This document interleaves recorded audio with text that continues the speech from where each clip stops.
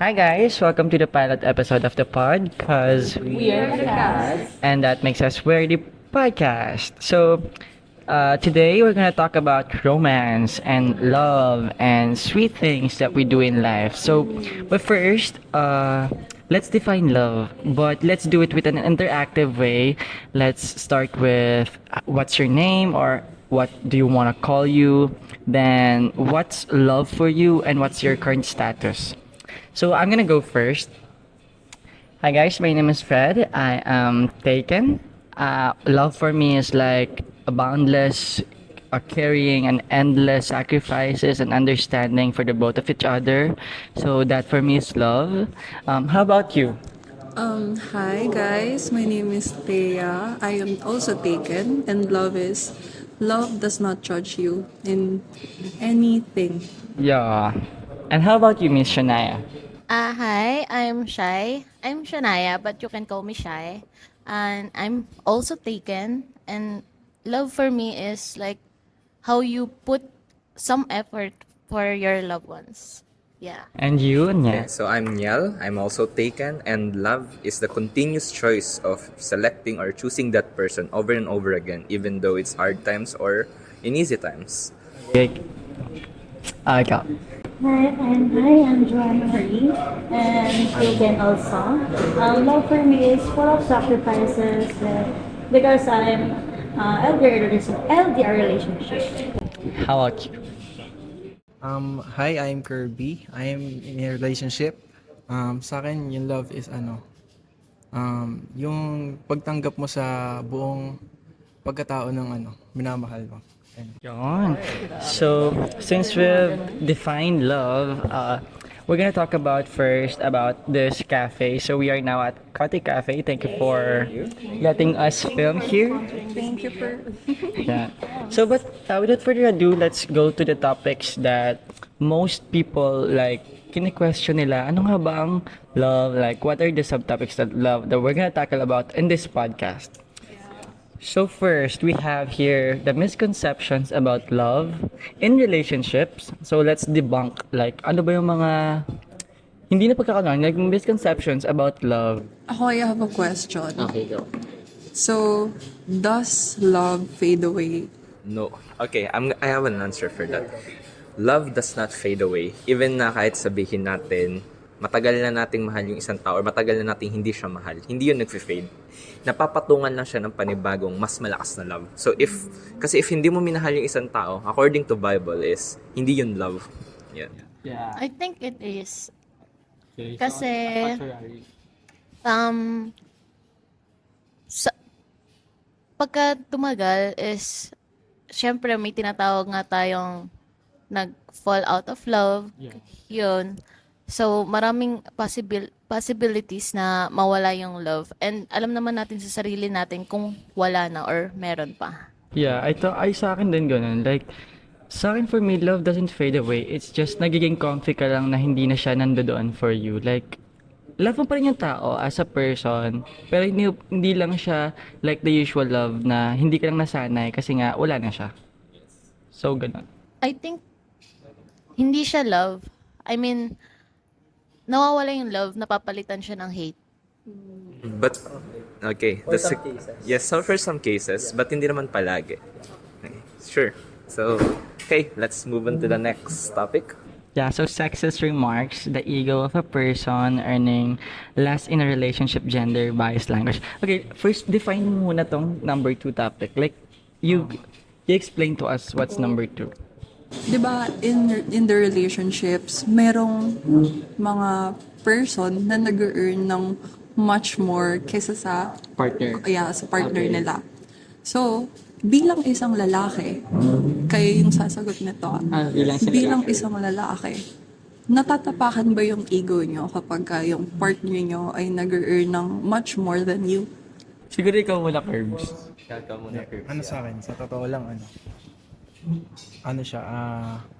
oo, matatapakan talaga yung ego mo kasi parang, parang, dapat, parang default na ikaw yung mas mas nagpo-provide kasi yung lalaki yung ano eh, sa parang provider talaga sa pamilya. Yeah, ikaw, Niel. So for me naman is, it depends naman if ano ba yung matatapakan na ego. Pero for me, mas prefer ko na parehas kami nag-work nung partner ko para sa better future namin. Kasi one job is not enough, lalo na sa economy ngayon. So mas better na meron kayong mafo-fall na backup plan if ever na magkaroon ng masamang mangyari or disaster, na meron kayong masasaluhan dun sa trabaho nyo. Ganun.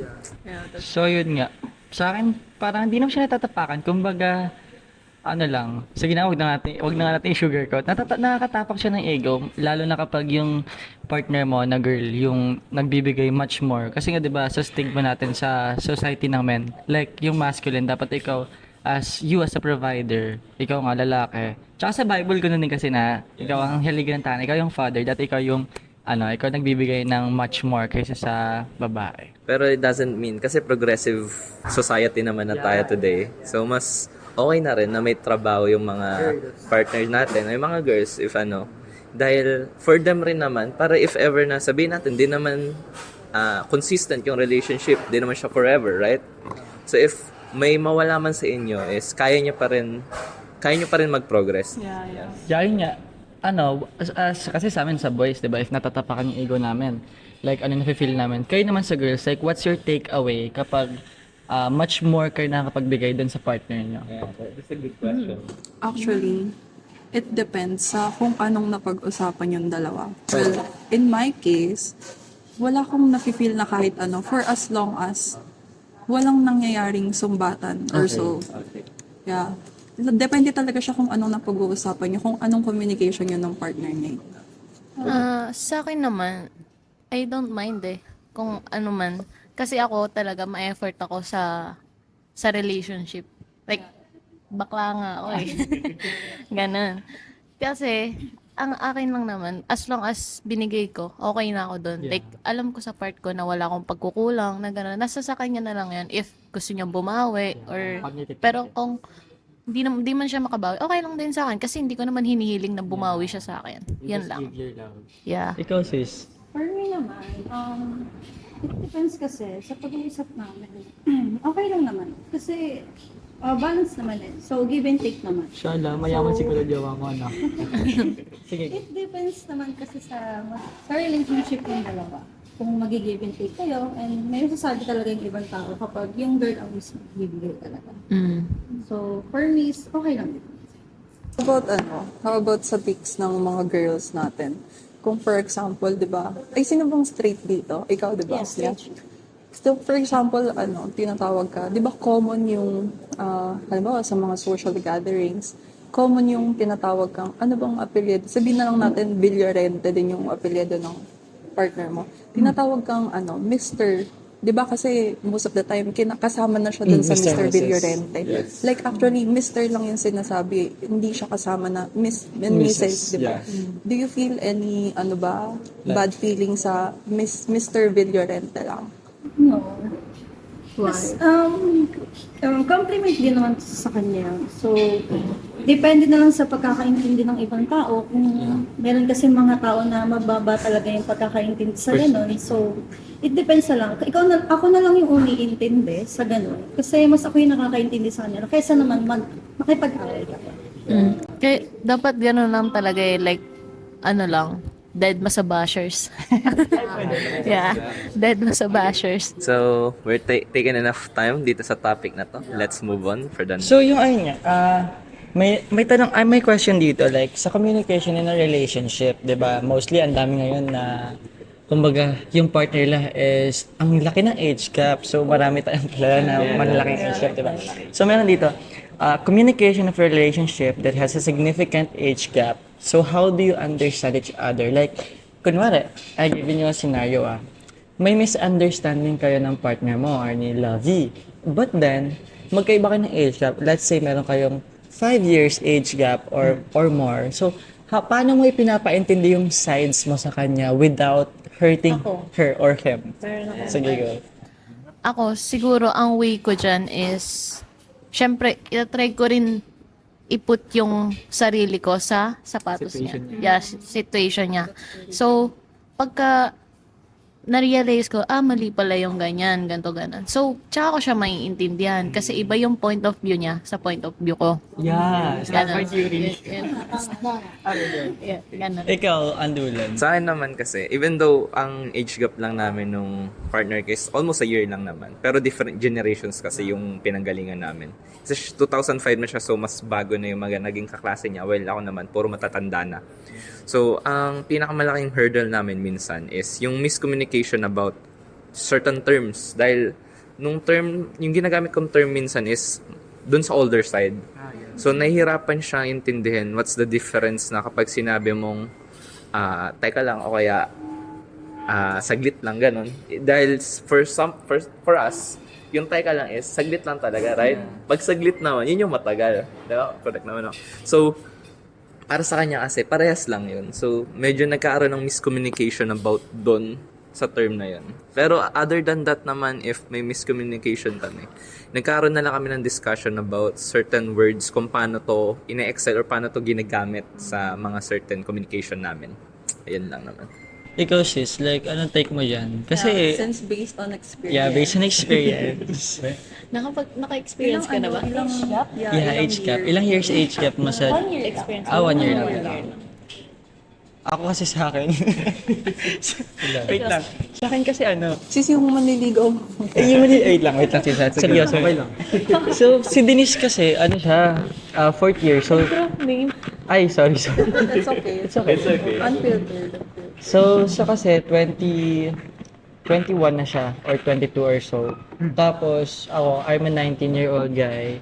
So, pero ako yung mas mature sa amin. I can say na ako yung mas mature sa amin. Even kahit yung mga friends namin sinasabi. Kasi nga, hindi naman kasi nakabase sa edad, yung maturity. Yeah, yun nga, hindi naman nakabase sa edad. Kahit ako eh. Di ba? Ako yung mas matanda, pero ako yung immature. So, minsan- Sometimes. Yeah. Kasi, syempre, ano tayo? Hindi kasi natin yung inner child Yeah. baby girl. Kaya minsan, pag nag-aaway kami on some things na hindi kami nagkakaintindihan, talagang hindi ikaw yung mapapangumba. Kumbaga, kasi merong magjowa na hindi na sila maayos. So, parang Oo. puro pride na lang. Kung yung puro pride na pinaka- lang. Ang dapat kasi, di ba, sa relationship, you have to meet halfway.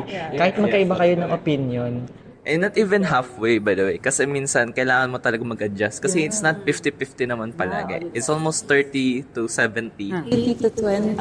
10 to 90. It depends naman sa situation. Pero mostly kasi, hindi tayo 50-50 nung nararamdaman or hindi 50-50 yung effort natin sa relationship natin. Kaya sometimes, we need to adjust in difficult times. Ikaw sis, wala naman. Wala naman. Kasi hindi ko naman na-experience yung significant age gap. Pero na-experience ko yung merong communication na hindi kami nagkakaintindihan or even halfway, hindi ganun. Siguro, mas naging mature lang ako sa kanya and mas immature pa talaga siya. And sobrang hirap nung experience na yun. Well, thankfully, ngayon, ano naman, Halos lahat naman kasi ng misunderstanding natin, nakakapag-adjust na tayo sa susunod na misunderstanding. Parang alam na natin yung gagawin. Kung paano mo naiyahan. Yeah. lalo na kung love na love mo talaga yung isang tao. Pag-aaralan mo talaga kung paano. So that leads us to the next question here na this is about secrets. So this is about sexual desires. So sexual privacy, unspoken desires and fears, hidden past. So ito yung question, like, do you think bringing them up is a good thing about their past, like hidden, like hindi na sinasabi sa'yo, literally? Well, I have a take. Sige. Kung yung past mo, tas yung, I mean yung present mo, i-bring up mo yung past mo sa kanya, that's definitely a good thing. Yes. Pero hindi lahat. I mean na in a bad way ha. Hindi lahat na in a way na, for example, sa sexual self mo, yung preferences mo, siguro sa preferences, pwede mong masabi yun sa partner mo. Or pwede mong tanungin actually yung Yeah. partner mo kung gusto mo bang malaman kung ano yung nangyari sa amin. Oo, Yeah. yung mga ganito. Or gusto mo bang sa akin na lang yun. And mayroon tayong certain topic na pag-uusapan lang na hindi natin isasama yung sa past relationship ko. Sa akin naman, I mean, pwede naman siya sigurong sabihin if open kayong dalawa. Para maiwasan yung misunderstanding, ganun. At saka yung, syempre yung thinking ng ano, kasi nga, sexual desires, mga ganun, masyadong sensitive yun. So, kailangan talaga open-minded kayo. And, sa situation ko naman ngayon, kami naman is, alam namin both sides. Tsaka, naging, ano rin yun, naging, parang tool din yun para maging aware kami. Sa bawat isa. Bawat isa. Alam namin yung limitation. If nangyari na sa kanya to, bakit mo pa uulitin? Mga ganun. Ikaw, Nel, kasi ikaw, di ba, may mga ex ka? Like, hindi naman sa mga, hindi naman sa mga, pero may ex siya. Hear the misunderstanding. I do have 2 exes na long relationship, matagal. It's almost 2 years and 3 years. So ano ka pala? Suki ka ng mga long term. Yes, mga long term tayo. Na sa jokes aside. So, ito yung sa akin na kailangan malaman nung partner natin is yung misunderstanding kasi madalas na bakit natin need i-share yung mga past experience natin sa partner natin. We actually need to share it para malaman nila kung nasang point na tayo ng buhay natin. Kung ano na ba yung mga naging fears, yung mga naging masakit para sa atin. So, definitely, hindi mo lahat sasabihin. Pero you should say yung mga certain things na made you who you are. Kasi lagi naman natin tatandaan is every people that we have met is may part tayo sa kanila o may part na nakuha natin na inabsorb natin sa sarili natin. So, hindi natin pwedeng burahin na lang yun or alisin na lang yun sa memories natin. So, we need to share it pa rin. Kahit na it's painful for both of you, pero mas okay na yun kaysa naman tumagal na, matagal na, matanda na kayo, tsaka mo lang sasabihin. So, magkakaroon kasi ng root problem yun. So, addition ko lang din sa, sige bro. I mean, sa sexual self nyo, like, i-share nyo ba yung past sexual things nyo sa partner nyo? Or, syempre, you'd ask mo na, di ba? Kung gusto mo bang malaman. Yeah, consent. So, meron mo na ang take dyan. Kasi dati, tinanong rin sa akin nung partner ko kung ano ba yung current partner ko is kung sino ba yung mga exes ko, gano'n. Hindi kami umabot sa mga sexual experiences, pero umabot kami sa mga, siguro, yung nakipag-cuddles ba ako sa kanila or something like that, nakiss ko ba or yes, umabot kami doon. Sa part na yun na lang. Pero accepted naman niya and naiintindihan niya naman na we're not all pure. Hindi tayo pure slate. We're never gonna be pure slate. Pero pwede tayong maging diamonds if aalagaan natin yung sarili natin. I love it. Ang ganda ng, Kasi hindi naman lahat ng diamond is madumi, right? Pwede natin silang linisan if we give enough care, enough effort, magsha-shine pa rin tayo. ayun nga yung, nabasa ko sa kay Colin Hoover. Kasi mahilig ako magbasa ng book. So, sabi ni Colin Hoover na, if you only dim your lights on your flaws, all your perfects will dim. So, ayun yung sabi niya na kapag nakatutok lang lahat ng mga, mga past mo na hindi naman maganda hindi mo sinasabi sa partner mo. So, paano yung perfects mo? It will not shine sa present ka o like ngayon. So, ganun siya. Di ba may addition ka? Yan sa akin naman is, ang tawag dito, kapag kunyari, ayan nga, napag-uusapan nyo na yung ganyan, parang siya, tawag dito, since open-minded nga kayo, about dun sa sexual thing, is, syempre, yun nga, sinasabi mo na, ka ng ask ka ng permission. Yan. Syempre, hindi naman may iwasan mapatanong na gano'n. Di ba? May part naman talaga tayo. Syempre, curiosity. Gano'n. Tapos, ang ko naman dun is, siguro sa akin, if magkukwento ka, make sure yung ikukwento mo is magiging like connected sa inyo. If may gusto kang kalimutan, di wag mo nang ikwento. Parang sa tingin mo, hindi na makaka-apekto sa inyo yun, wag na yun. Yung parang gusto mo na ibaon sa limot, kasi alam mo naman sa sarili mo kung maapektuhan ka pa in the future or hindi. So kapag hindi na, wag na. Oo, yung ganon. Important details lang siya. Kayo, may takeaway ba? Ako may tanong ako. Sure. Paano, di ba, kunyari, yung mga tinatanong nyo yung experiences nila sa mga naging partners nila. Paano kung yung partner nyo ngayon, nagkaroon siya ng experiences sa wala siyang kahit anong relationship dun. So first relationship. Hindi, kahit wala parang hindi niya boyfriend, parang gano'n. paano niyo i-take yun? Okay. Okay. Well, that's an interesting question. So, ay, takeaway ko ba agad? Well, kaya nga nung sabi kanina ni Niel, we're not perfect in any ways.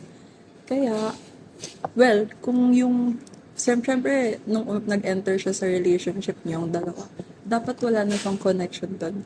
And like X na, tatanggapin ko naman yun kasi like, nangyari naman na siya eh.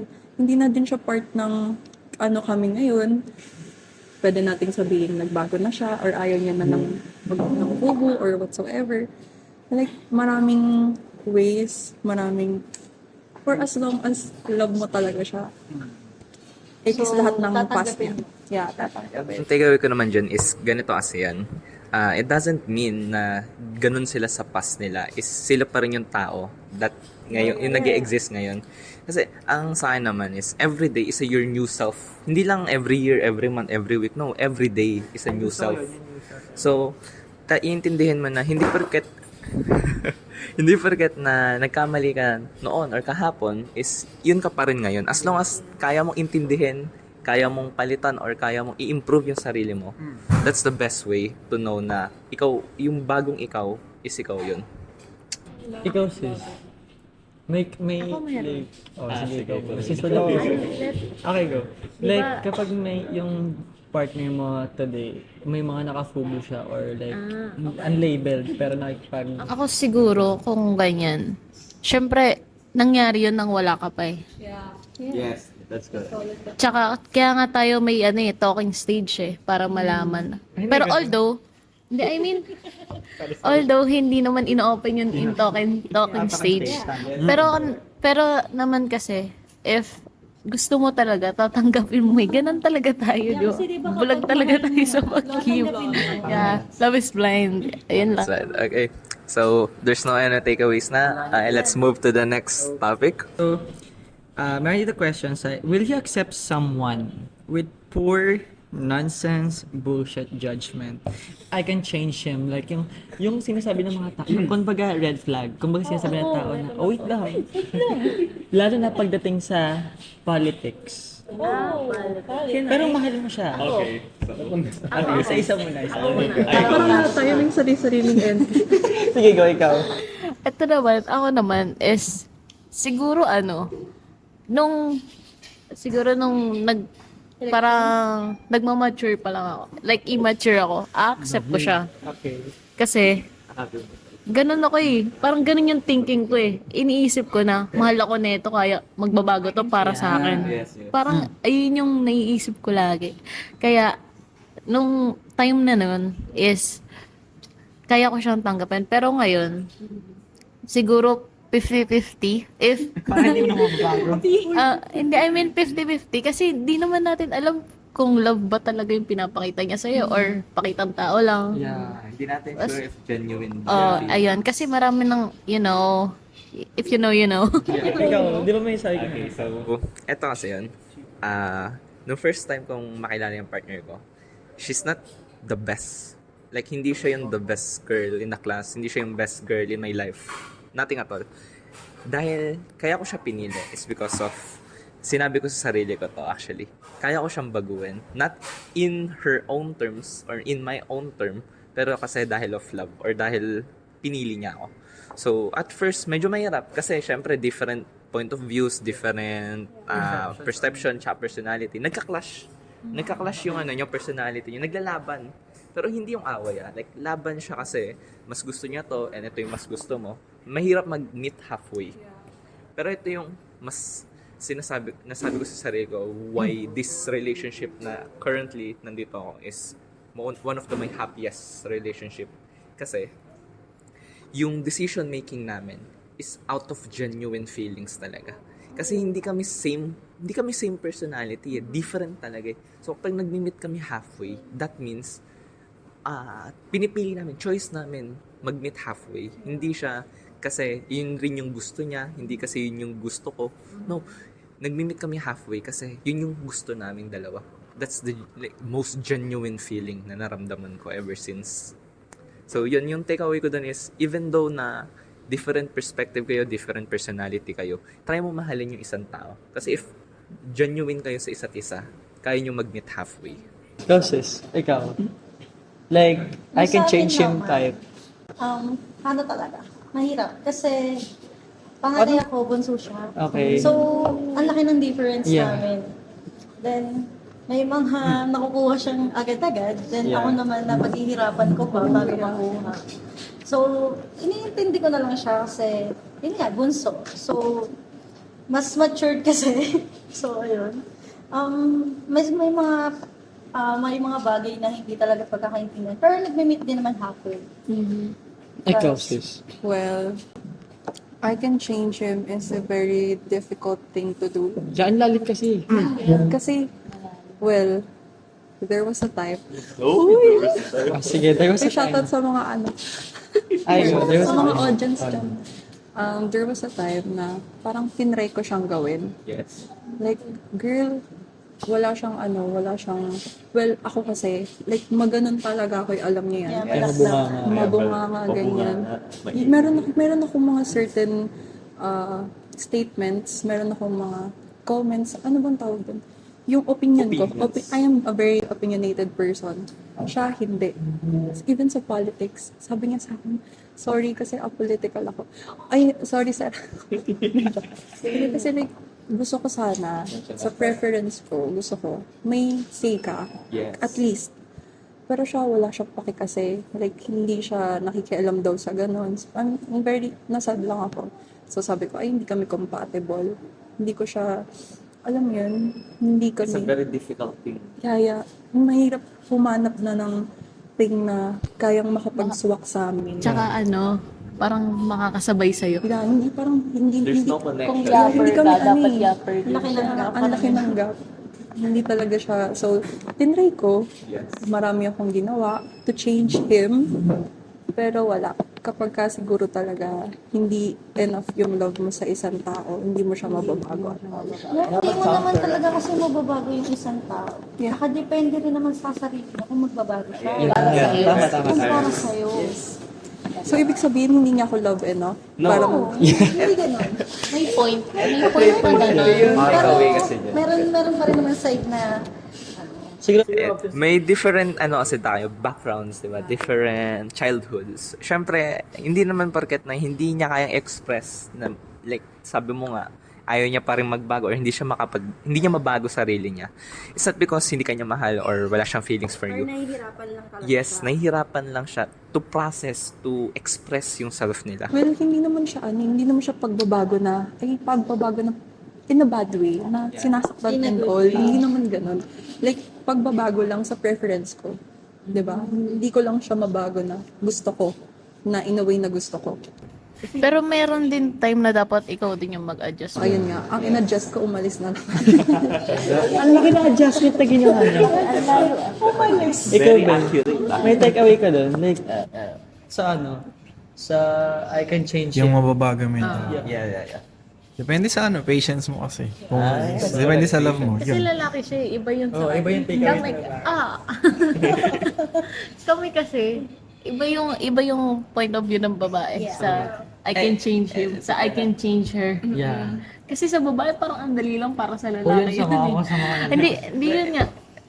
Siyempre, kayo parang tataas ang tingin niyo sa sarili niyo na kaya kong baguhin yan. Ay, hindi naman. Ito kasi yung question ko. So, para sa inyo ba, if yung tao, like, may gustong magpabago sa inyo, yung partner nyo, gusto kayong baguhin, will you accept ba yung mga opinion nila and you try to understand it? Kahit na sa tingin nyo is mali dahil sa opinion nyo. Well, ay sinasabi mo ba na kung gusto niya Handa tayo magbago para sa gusto nila? Yes. Well, hindi naman, like ako sa sarili ko, syempre, una kong gagawin doon is i-evaluate ko muna para sa ba yung sinasabi niya, kung worth it ba siya for me, kung mali ko ba talaga siya, or so, well, yun, it depends sa ganun para sa akin. Yeah. Sa akin din eh. Kung isipin ko muna kung makakabuti ba or mapapabuti ba ako nun or Yung hindi. risk na iti-take. Oo, ayun. Kaya take mo yung risk na yun kung para sa ikabubuti niya. Kasi kung ganun, is parang magiging controlling na eh kapag lagi kanyang binabago. No? Ayun nga. Yeah, ayun nga. So, sa controlling na tayo. Ay, controlling na. Ang Yeah, hindi. Kasi, that lead us to the next topic na sa controlling. Kasi, di ba, Okay. yeah, connected siya. So, into the next topic sa controlling. Mostly kasi ng mga AFAM. So, AFAM na, di ba? Na, ay, yung mga AFAM. So, di ba yung mga AFAM, some of them, like some, hindi naman totally lahat, pero some of the lahi talaga, yung mga, lalo na Italians, sabi, di ba, napaka-control ng Italians. Koreans, Japan, basta madami. Yeah. So, do you see yourself na magjojowa ka ng AFAM? Kasi for me, oo. Like, hindi. Ako hindi. Yeah. Sige. Ako siguro before, oo. Kasi syempre magulang natin asawa ko na naman Para mayaman? para makaon tayo sa buhay natin. Pero ngayon naman siguro, iniisip ko sa future ko, secured na ako eh. Wow. Ems! Kaya oo, basta ayun. Yun nga, parang wala na ako iniisip na gano'n kung magjojowa pa ba ako ng iba. Kasi nga, kahit naman nagkakaroon kami ng misunderstanding, okay naman ako. Yung world difference kasi, di ba? Kasi yung Cultural sensitivity. Yung treat din kasi sa akin ng family niya, iba. Yeah. Parang mas gusto ko na nandun to. Joke na. Ayan. Illegal. Uy, legal kami. Ay, sila. Ay. Shoutout mo sa nanonood, very unfiltered. So, ito kasi yung sa akin naman. So, trip ko talaga dati is Chinese. Ni hao. It's very nihao. Yes.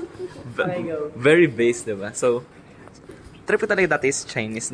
Marami talaga, malaki yung cultural difference ng Chinese to Filipino. Ang pinakamalaking factor is yung wealth.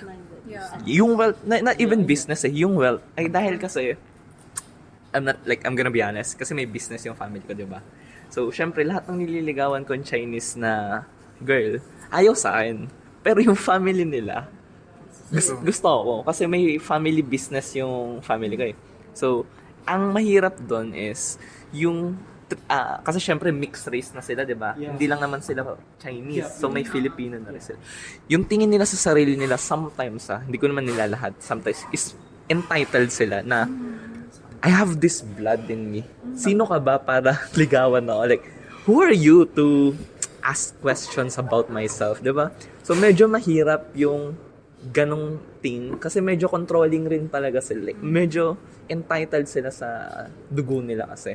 So, para ang hirap makipag-relationship sa kanila. And syempre, ako nga, meron nga. Mahirap talaga. It boils down to kung sino ba yung tao na yon, if ano ba yung tingin niya sa'yo. Kasi sometimes, madalas is parang trip lang nila makipag-relationship pero hindi sa pangmatagalan. Mas mahirap, kapag hindi ka mas ahead sa kanila. Yes. Ganon. Lalo na if mas mayaman sila. Oh, but parang ano bang dulot mo sa akin? Ano bang maambag mo sa buhay ko? Kasi Parang meron na ganun. sila eh, Oo, di ba? meron na sila eh. Bilhin yung buong buhay mo. Actually, true. May nakilala akong ganun na literal na kapag naglabas siya ng wallet niya. Di ba, madalas sa wallet natin manipis. Kunin mo yung pangalan. Kunin mo. Ano pangalanan? Wala na siya dito. Okay lang, wala naman sila. Ikaw sis, anong takeaway mo sa magjojowa ka ba ng AFAM or hindi? Ayoko rin. Parang, Bakit? Ayaw na AFAM? hindi kumbaga kung ganun, tapos kung yung habol mo lang, yung money, parang, para saan pa? Parang, sasaya, parang hindi ba, hindi ka naman sasaya sa Very Very pure. Hindi ka tumitingin sa totoong Wait lang, realidad. parang sama-sama ako naman. Parang sama-sama ako naman dun. So, may iba pa ba tayong takeaway? Ikaw sis, wala na. gusto magjowa ng AFAM? Ay, Okay, so, to the next topic. eto. So, emotional labor, the give and take patience with God. Kasi di ba napag-usapan natin kanina, like, boundless sacrifice, understanding, kung ano man yung risk na kaya mong So, sa emotional naman tayo, like, what's your thought about sa give and take na, na patience na may kasamang growth within you, with your partner. So, ano yung take niyo doon? Like, what's your thoughts? Alam mo, parang in every relationship, parang kailangan lagi kang one step forward. Yes. Tama ba yung term? One foot step. Basta one step forward. Yeah, one foot forward. Kasi, kailangan mo siyang intindihin at all times. Like, hindi siya in a bad way ha. Okay, But sige. at all times na, syempre, hindi naman sa lahat ng pagkakataon, good din yung mood niya, and Yes. yung surroundings niya, environment niya. You have to take in. Kasi ikaw yung partner niya. And kahit na siguro yung mood mo, hindi din ganun kaganda that day, kailangan mo talaga, in any ways, kailangan mo talagang mag-take in eh. Kasi, parang dun mo na na-show kung gaano mo siya ka-love. And somehow, people might maaano nila na that's very hard na. Kasi kailangan mong mag-adjust for them lagi at all times. Parang ang hirap gawin.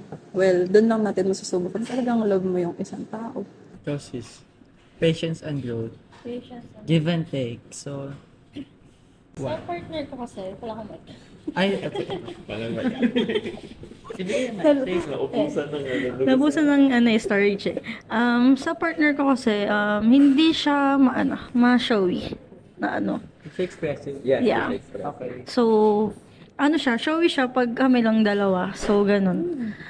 Minsan, alam mo, feeling mo wala pakialam sa'yo, pero in a good naman siya. Pero, pag kami naman, okay naman kami. So, Since ano nga yung relationship namin, syempre, both babae. Feeling ko sila pakilti ng relationship. Kuy, hindi magkaaway nga kami. Joke lang. Sige, go. Sige. Kasi, since yun nga, yung relationship ko ngayon is both kami na girl, syempre, iisipin niya na parang, paano kaya yung nagkakaintindihan? Paano pag mayroon kaming dalawa? Tapos, parehas mainit ulo namin. Di ba? So, parehas maikli yung pasensya namin. Pero mas mahaba yung pasensya ko. Kasi nga, syempre, mahal ko eh. Ganun. Tapos, ngayon naman, before kasi, lagi ang mainitin ng ulo. Onting kibot, inis agad. Tapos ako, tinuruan ko siya paano i-express ng maayos yung galit niya. Hindi yung nagdadabog sa lamesa, hindi nagbabato ng gamit, mga ganun-ganun. Tapos sabi ko, pwede mo naman controlling yung sarili mo. Kumuha ng book or ng notebook, doon mo i-express yung nararamdaman mo para hindi ka nakakasakit ng ibang tao. Tinuruan ko siya ng ganun. Tapos ngayon naman, nagkabaliktad na. Ako na yung mainitin yung ulo lagi. Tapos, lagi niyang inaano sa akin na, ano na naman nagawa ko, ganyan. Kasi unting kibot talaga, naiinis ako. So, ako naman, naiinis na rin ako sa sarili ko. Kasi nga naging ganito. Oo, tas ako, dinidistance ko yung sarili ko para hindi siya, di masira yung araw niya. Okay. So, ayun yung ginagawa kong adjustment. Pero, ayaw niya kasi ng ganun. Pero, okay naman na ganun. Pero, wag lang yung sobrang tagal na distance. So, tapos after nun, lalambingin niya ako. Nasasabihin niya, kung may gusto daw ba akong gawin, ganyan. Tapos ako, yun, magsusorry na lang ako kasi alam ko naman yung actions ko na mali. Basta alam mo yung action mo kung saan ka nagkamali. Pwede ka naman humingi ng sorry in sincere na way. Tapos, after nun, ayun, pwede na, magkakaintindihan naman na kayo nun after. Tsaka, kung gusto ka talaga niya, ipupursu ka niya eh. Hindi ka niya hayaan na nasa ganun ka lang na emotional state mo. Ayun. Saan naman is about sa give and take. Mostly kasi, depende na yan sa patience ng tao kung gaano siya katagal kayang mag-take or kaya mag-give.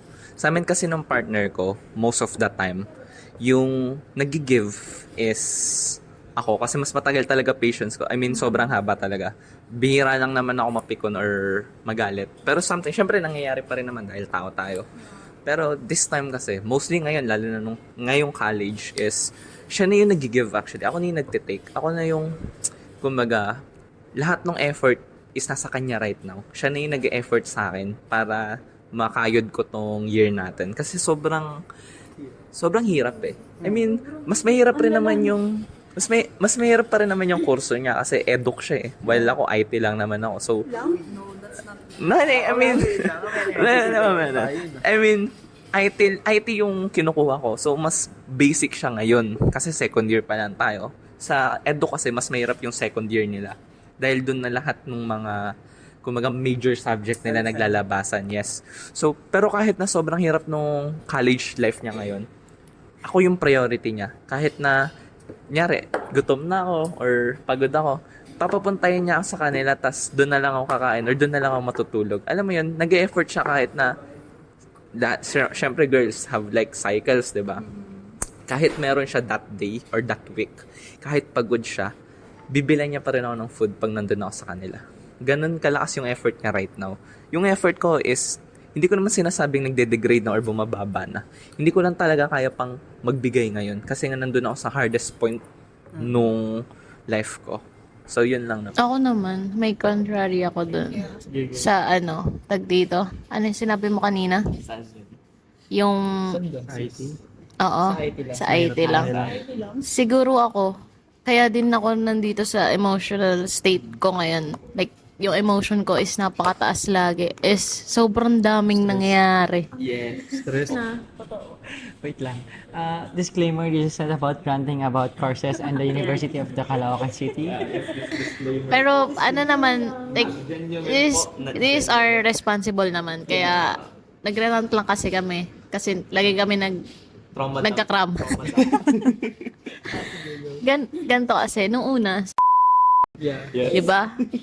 Di natin alam yung gagawin natin. So, biglang nag-cut na walang class. So, ayan, lumuwag nga yung natin. Tapos, yung unang-una sa akin is yung sa volleyball. Sobrang sakit ng katawan ko. Tapos, may point na, chat ko na sana na hindi ako sasali na. Kasi nga, nilagnat nga ako. Tapos, nalaman ko pa na na-reject ako. So, parang, ang sakit sa part ko. So, tas, iiyak ako. It's okay. Kasi, ang sabi sa akin ni Mami, baka kasi natabaan sa'yo. Hala, naiiyak ako, bes. Tapos, ayun yung sinabi sa akin ni Mami. Tapos ako naman, tinanggap ko lang lahat, ganyan. Tapos, inopen ko yun sa jowa ko. Pero parang na-disregard niya, sabi niya lang, bakit ako hindi natanggap? Tapos sinabi ko nga yun, baka kasi ganyan ako or hindi ako masyadong nakasabay nung time na yun. Tapos sabi niya lang sa akin, okay. So isa yun sa nakabad trip ko. Tapos inahin niya na lang maglaro. Pero na-shift naman yun nung naglaro kami, yung mood ko, na-lighten up. Tapos after nun, sobrang lugmok ako kasi sinabi sa kanya ni Amir, -5 daw kami sa reporting. Saan yun? Bakit? Nag-drop name na Hindi nga, ayun nga, sinabi -5 daw kami sa reporting. Sabi ko, naiinis naman ako kasi parang hindi naman maintindihan. Kasi may lagnat na. Oo. Tapos, sinabi ko kasi sa kanila, sa mga kagrupo ko sa dalawa, ituloy na nila kahit wala ako. Tapos nag-sorry ako sa kanila kasi hindi nga ako makakapalok, di ko kaya. Tapos sabi nila, hindi yan ka, usapin na nga lang namin ito kasi ikaw doon nag-grade. Kaya ganyan. Tapos sabi ko, sige kayo bahala. Tapos sinabi niya nga sa akin, -5 daw. So, mas lalo ako na down. Eh, nung exam pa, ang dami nating 3. Dami natin 3, ang dami nating 5. Tapos nalaman is nasa 75% yung bagsak. Sabi. So, parang ako, hindi naman ako confident sa sinagot ko kasi nga ang dami ko nga rin malis doon sa enumeration. So, ayan. Nung sinabi ko kay Mami na, yun nga, baka marami akong, mababa. Sabi niya, bakit daw, ano daw nangyari, ganun. Siyempre siya, alam mo yun naman yun. Ayun. So, sabi niya, bakit daw nagkagano? Sabi ko, sinasabi ko na lang, halos lahat naman kami, ganyan, para mas mababa lang yung, mas mababa lang, like, hindi lang ako. So, lahat kasi. Oo. Tapos, sinasabi ko rin yun sa jowa ko, sinasabi niya sa akin is bawi na sa finals. Ganun din sinasabi niya. Tapos, naiinis ako kasi sabi ko is, ano ba yan? Puro na lang bawi. Ganun. Hanggang matapos, bawi na lang. Ganun. So parang ako, nape-pressure ako na ewan. Tapos hanggang sa dumating sa point na kahit nilalagnat ako kahapon, uminom ako kagabi mag-isa.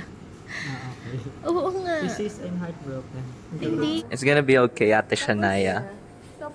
Tapos ayun, nung dito, nung nalaman ni mami na yan nga, uminom, kahit magta-21 na ako, ganun, pinagalitan niya pa rin ako na, bakit? Ano ba nangyari? Ano nararamdaman mo ngayon? Ganun.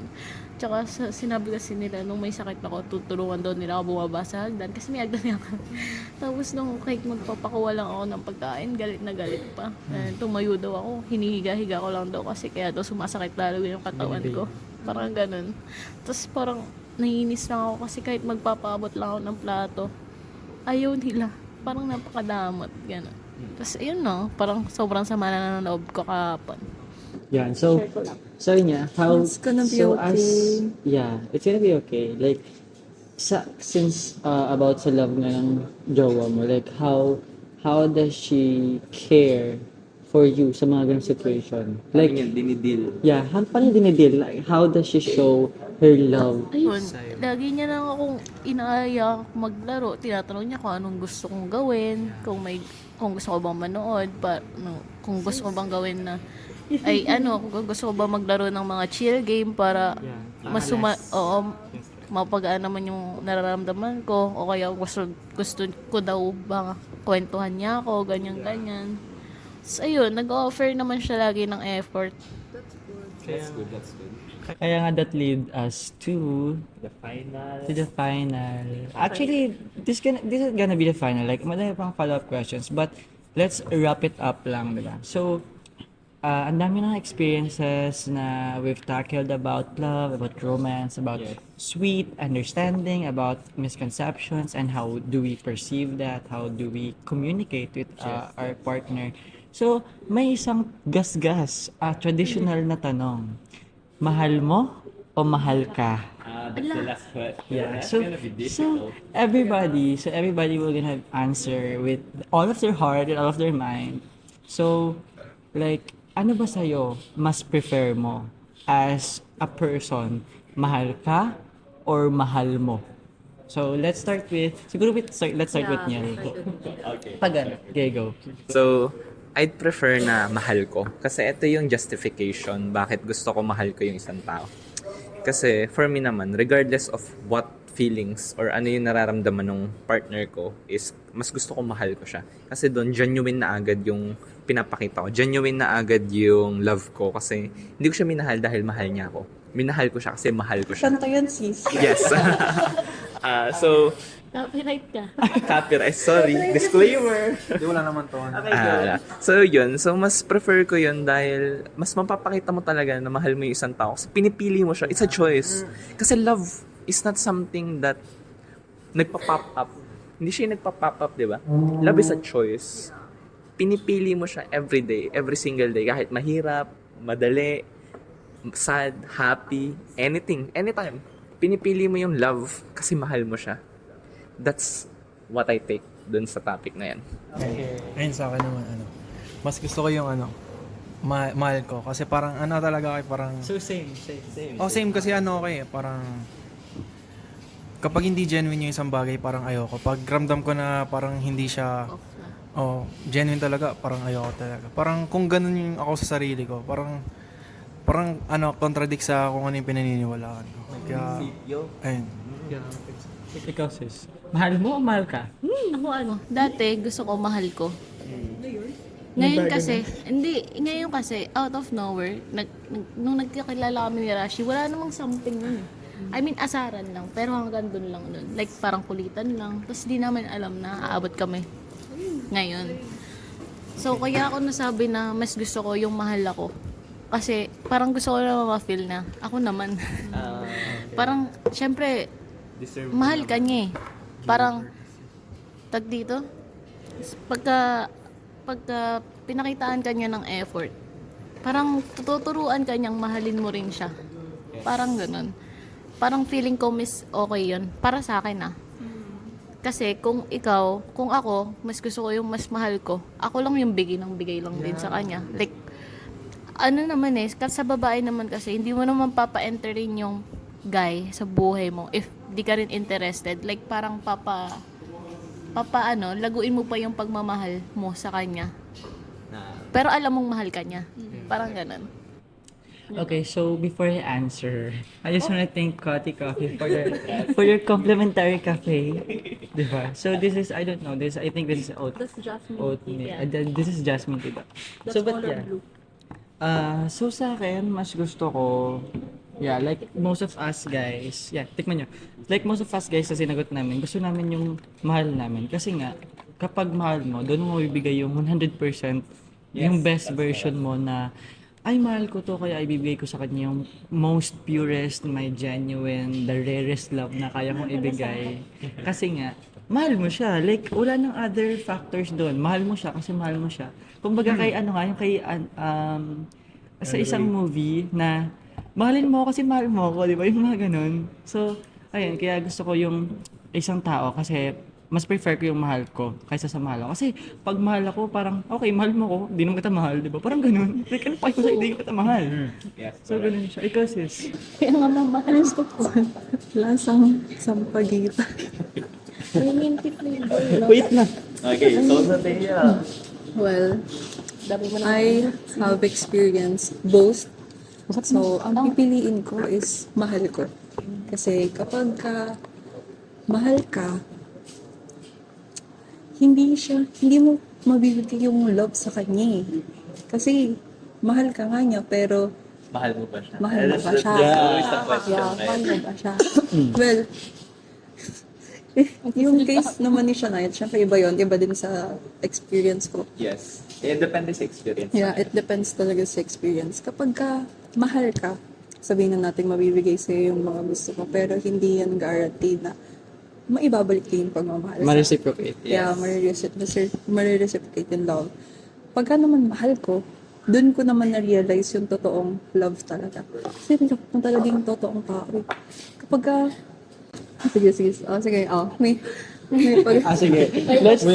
Let's give her her thoughts. Parang ano kasi, may point naman kayong lahat na dito. Kasi yung mahal nyo. What if hindi naman kayo mahal? Ayun lang kasi yung Cons. oo, cons. Like, oo nga, mahal ka nga ng isang tao. Tapos, siya is parang dinidedma ka lang. Oo nga, nararamdaman mo yung pagmamahal. Pero anong bumabalik sa'yo? Sakit lang.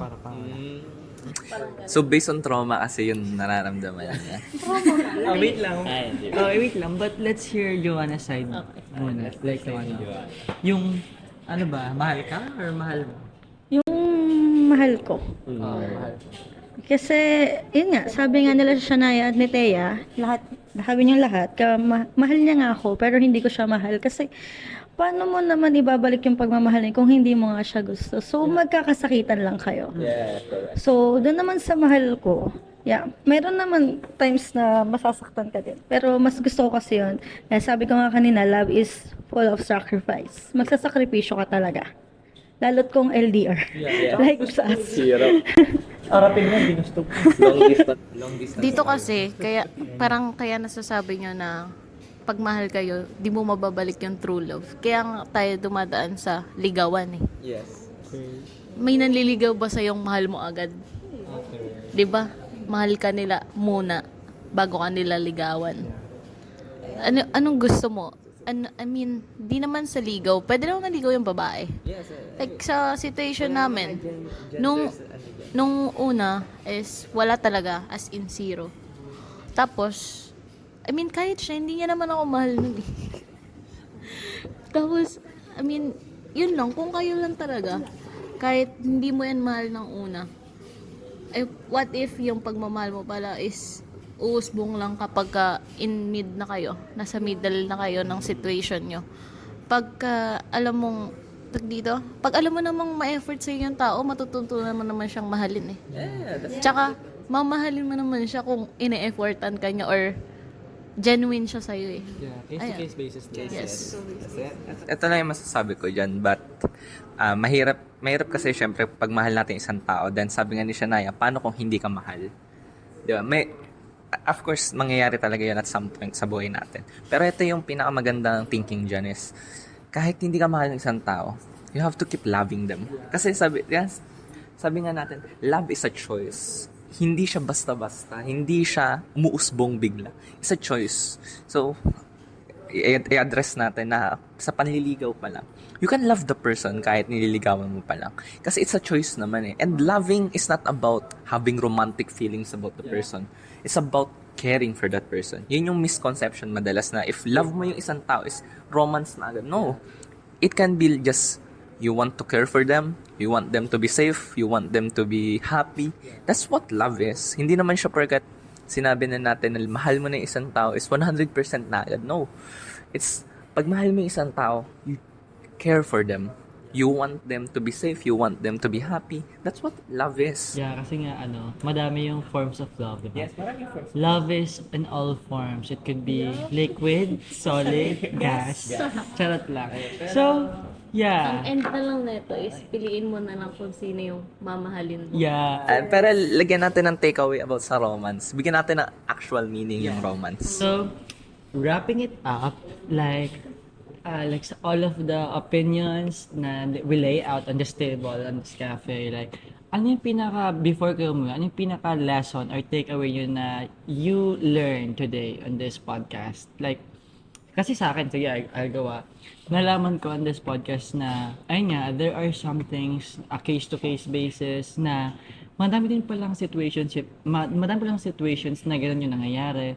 There are things na I was enlightened with, lalo na dun sa mga girls to girls love, like yung menstrual cycle, like never ko naisip yun. So yun yung mga takeaway ko na sa this podcast na you should always have the biggest pocket para sa patience mo on loving someone and understanding. Like yun yung pinaka-biggest takeaway ko on this podcast. So kayo ba? Like ano yung takeaway nyo? Ang takeaway ko is, don't judge a book by its cover. Kasi ako nga di ba, inisip nyo na parang sobrang healthy ng relationship ko pero hindi nyo pala alam na may ganun. Yeah. So, lahat naman is may parang, May struggles. may struggles and may baho. Oo. Yun, may mga misunderstandings lahat. And kailangan lang talaga natin mag-adjust sa taong mahal natin. Ikaw, sis.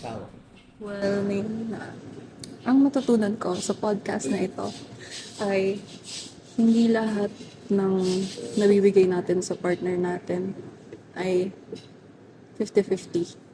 Dapat, or hindi naman dapat, like, naiintindihan ko na hindi siya always 80-90. Ay, ang dami nun. 80-90.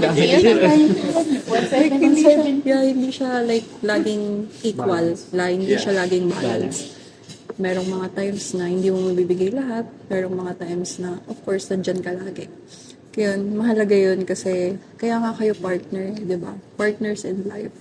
You have to be there, yeah. For your partner, yeah. Ikaw, sis. What's your takeaway? Parang sorry. Coffee po. Magti-take out po ng coffee. Sige, Curbs, ikaw. Ate. Hindi, joke lang. Parang, ang ganda lang nung sinabi kanina ni Niel yung sa Latay Diamonds, parang kahit gano'n kadumi yan, parang nalinis talaga. Pag pinalish mo, ayun. Parang lesson sa akin. Go. Ayaw nga pala. Ayun, tanggapin lahat ng kung ano man yung fuss niya, yung mga dapat yung may mga 'di ba pinag-usapan natin yung mga fuss kanina.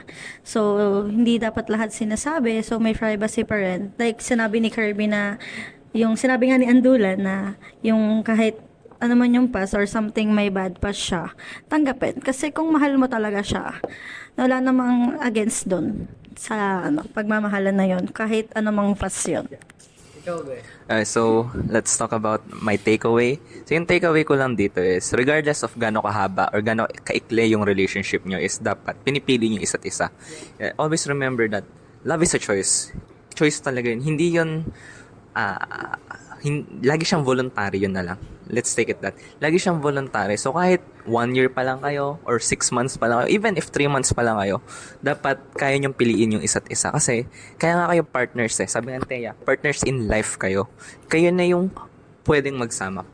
gagamitin natin yung pwede. Kasi at some point, at somewhere, meron pa rin misunderstanding, meron pa rin tayong magiging, magkakaroon pa rin ng burnt bridges. Kasi hindi naman natin sure what is going to be the future.